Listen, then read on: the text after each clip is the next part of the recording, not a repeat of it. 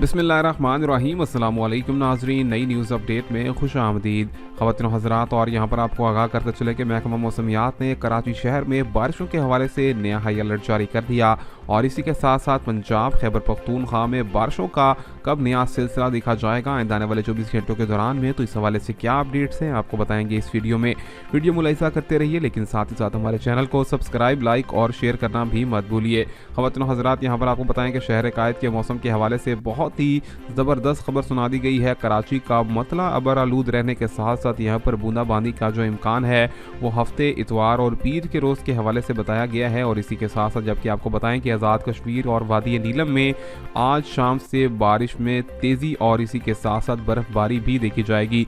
इसी के साथ साथ आपको बताएं कि आज़ाद कश्मीर की वादी नीलम में जो दर्जा हरारत है वो इंतहाई कम हो गया और पिछले तमाम तर रिकॉर्ड भी टूट गए।